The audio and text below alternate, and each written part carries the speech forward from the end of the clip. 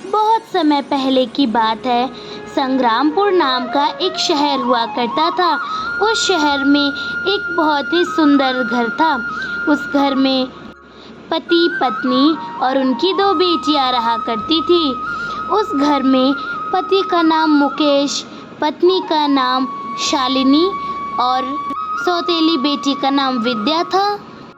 विद्या सौतेली बेटी होने के कारण विद्या को सारे घर के काम करने पड़ते थे, झाड़ू बर्तन पोछा सारे काम। लेकिन जहाँ पर विद्या सारे काम करती थी, दूसरी तरफ विद्या की सौतेली बहन रागिनी तो कुछ करती ही नहीं थी। एक बार विद्या की सौतेली माँ शालिनी आकर विद्या से कहती है, चल चल बहुत हो गई अब साफ सफाई, अब चल जाकर खाना बना। अब उठने वाली ही होगी रागिनी, फिर वो खाना मांगेगी और थोड़ा बढ़िया खाना बनाना।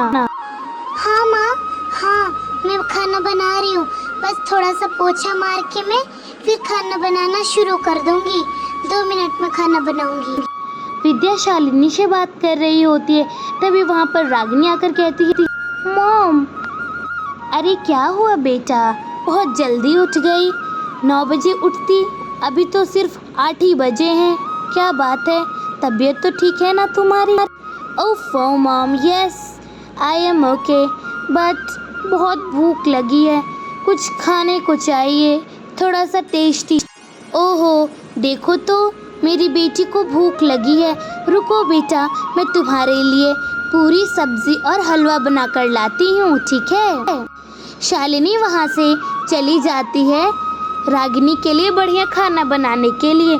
रागिनी शालिनी की पहली बेटी थी और अपनी भी थी। सुन विद्या, चल जा मेरे लिए 1 गिलास पानी लेकर आ, बड़ी प्यास लगी है। ठीक है रागिनी, ला कर देती हूँ, थोड़ा सा इंतजार करो। आधा कमरा बचा है झाड़ू लगाने के लिए, झाड़ू लगाकर मैं तुम्हें पानी देती हूँ, ठीक है? क्या तुमने मुझे मना किया? मैंने तो सिर्फ तुमसे पानी मांगा था। रुको, अभी तुझे मार खिलाती हूँ। मॉम मॉम सुनो ना। मॉम।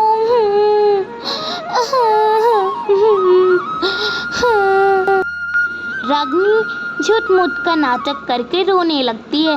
वहाँ पर शालिनी आ जाती है और कहती है, क्या हुआ मेरी बच्ची, क्या हुआ, रो क्यों रही हो, चोट लग गई है क्या, बताओ बेटा। नो मॉम, चोट नहीं लगी है। इस विद्या से मैंने बोला दीदी 1 गिलास पानी ला कर दीजिए, तो इसने कहा चुपचाप खुद लेकर पी ले। तेरे हाथ टूट गए हैं क्या? जाकर तू अपनी माँ को बोल, मुझे मत बोल। बताओ माँ, मैंने पानी मांगा था सिर्फ इससे, इसने मुझे कितनी बातें सुनाई। क्या इस विद्या ने तुम्हारे साथ ऐसा किया?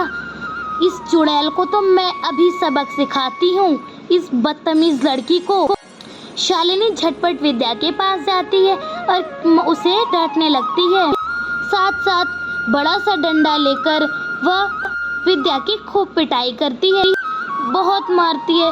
बेचारी विद्या रो रो कर कहने लगती है, माँ मैंने कुछ नहीं किया था, रागिनी ने मुझे झूठ मूठ का फंसाया है, मैंने तो बोला लाकर मैं देती हूँ पानी। चुप कर बेहुदी कहीं की, पैदा होते ही अपनी माँ को खा गई, अब मेरी बेटी को परेशान कर रही है। शर्म नहीं आती मेरी बेटी पर इल्ज़ाम लगाते हुए? आइंदा से ऐसा किया तो मुंह तोड़ूंगी तुम्हारा, समझी ना? शालिनी बहुत सी बातें विद्या को सुनाकर चली जाती है। वहाँ से शालिनी तो खैर चली जाती है। रागिनी कहती है, बहुत हुआ तुम्हारे साथ, अच्छा मेरे साथ ऐसा करोगी तो ऐसा ही होगा। वहाँ से रागिनी चली जाती है। विद्या बेचारी फिर से रोने लगती है।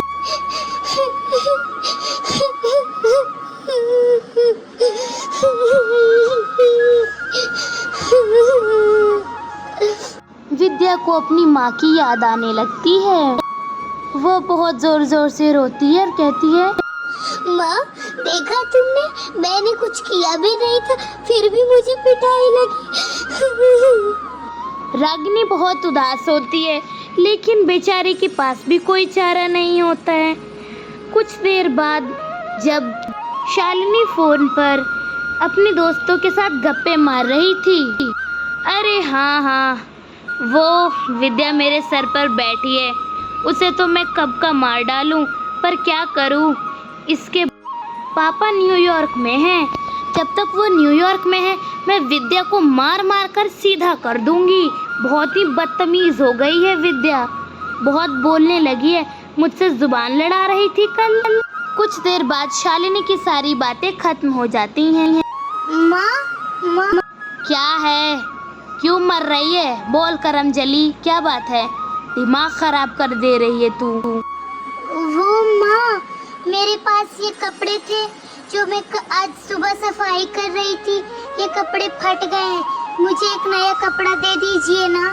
कपड़े फट गए हैं इसलिए मुझे एक कपड़ा लेना है, दीजिए ना माँ।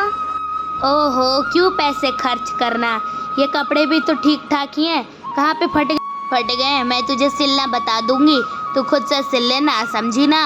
पैसे हैं नहीं, बस उड़ाने के लिए सोचती रहती है। चुपचाप घर में बैठ जा, समझी। मॉम, क्या बात है बेटी, बोलो।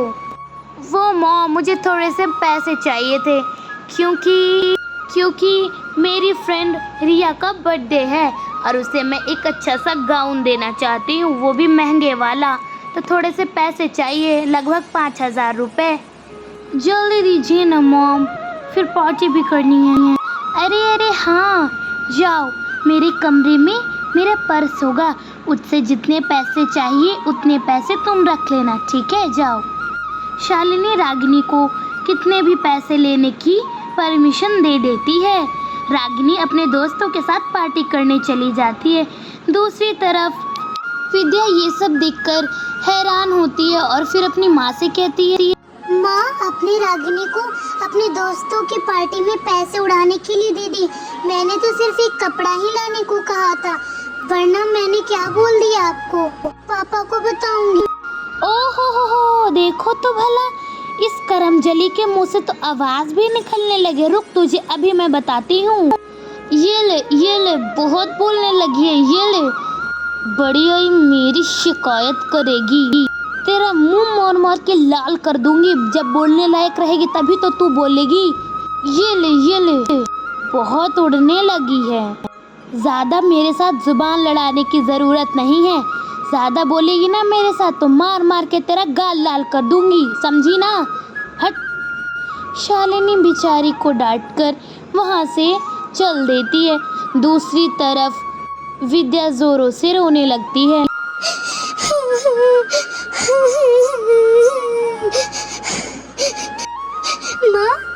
माँ, मैंने क्या बिगाड़ा था? माँ, आप मुझे छोड़ के क्यों गई? माँ देखो, ये सौतेली माँ अच्छी नहीं है, पापा भी मेरा साथ नहीं देते। मैं पापा को भी कुछ बोलूँगी तो वो मुझे ही डांटेंगे। माँ, तुम कहाँ हो? माँ, तुम मुझे छोड़ के क्यों गई? माँ देखो, मैं अकेली हो गई हूँ, सब मुझे डांटते हैं, मैं यहाँ नहीं रहूँगी। माँ। बहुत ही उदास होकर वहाँ से विद्या जंगल की ओर निकल पड़ती है। जंगल की ओर पहुँचने पर विद्या को बीच जंगल में एक बूढ़ी औरत मिलती है जो बेहोश होती है। अरे, ये दादी माँ इस घने जंगल में क्या कर रही हैं? क्या हुआ इन्हें? मुझे इन्हें उठाना चाहिए। दादी माँ, क्या हुआ? उठिए दादी माँ। बहुत कोशिश करने के बाद विद्या उन बूढ़ी औरत को बेहोश होने से पहले उठाती है। क्या हुआ दादी माँ? आप इस तरह घने जंगल में बेहोश क्यों हो गई थी? और आप आखिरकार हैं कौन? ओहो बेटी, मैं जिस गांव की जादूगरनी हूँ, यहाँ पर जादुई जड़ी बूटियाँ लेने आई थी। वैसे तुम यहाँ क्या कर रही हो, बताओ? दादी माँ, मैं तो इस दुनिया में अकेली ही हूँ। मेरी माँ थी जो मुझे छोड़कर चली गई। मेरी सौतेली माँ मुझे बहुत मारती हैं, डांटती हैं। उन्होंने आज बहुत मारा मुझे, इसलिए मैं यहाँ पर चली आई। छी, हे भगवान, तेरी सौतेली माँ तो सच में सौतेली वाली हरकतें करती है। भगवान, इस बच्ची पर कुछ दया कर। बेचारी। चलो बेटी, तुम मेरे घर चलो, कुछ खा पी लेना। धन्यवाद दादी माँ, लेकिन मैं नहीं जा सकती। अगर मैं आपके घर जाऊंगी तो मेरी सौतीली माँ फिर से मुझे डांटेगी और मारेगी भी, इसलिए मैं घर जा रही हूँ। ठीक है दादी माँ? अच्छा ठीक है। देखो, ये जादुई गुड़िया है, ये आँख मटकाने वाली गुड़िया है। इससे तुम जो मांगोगी वो तुम्हें मिल जाएगा। ये लो, इसे रख लो, ठीक है? ये तुम्हें बहुत काम देगा। धन्यवाद दादी माँ, आपका बहुत बहुत शुक्रिया।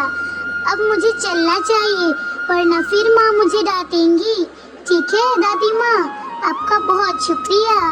अरे, मैं तो जादूगर नहीं हूँ, तो तुम्हें पैदल जाने की क्या ज़रूरत है? मैं तुम्हें अपने जादू से तुम्हारे घर को भेज देती हूँ। वह जादूगरनी अपनी जादुई मंत्र से वहाँ से विद्या को, गुड़िया के साथ विद्या को सही सलामत उसके घर भेज देती है। जादूगरनी वाकई में बहुत अच्छी होती है। कुछ देर बाद अपने घर पे विद्या पहुंच जाती है, अपने कमरे में। ये सब देखकर विद्या बहुत हैरान रहती है। विद्या कहती है, अरे, वो तो सच की जादूगरनी थी। देखो तो, मैं यहाँ घर भी पहुँच गई। वैसे ये गुड़िया सच में जादुई है, तो मैं इस गुड़िया से कुछ मांग कर देखती हूँ। ओ जादुई गुड़िया, मुझे बहुत सारे खाना दे दो। जादुई गुड़िया की मदद से वहाँ पे बहुत सारा खाना आ जाता है। हाँ, कितना सारा खाना आ गया है। अरे, इतना सारा खाना आ गया है। अब मैं अपने लिए अच्छे कपड़े मंगवा लेती हूँ। जादुई गुड़िया, मुझे एक अच्छा सा गाउन दे दो। जादुई की डॉल की मदद से एक बहुत ही चमचमाता गाउन आ गया। ऐसे ही कर कर विद्या बहुत सी चीज़ें मंगवा लेती। अब विद्या बहुत खुशी खुशी रहने लगी अपनी जादुई गुड़िया की मदद से। कैसी लगी ये कहानी कमेंट में ज़रूर बताएं एंड सब्सक्राइब।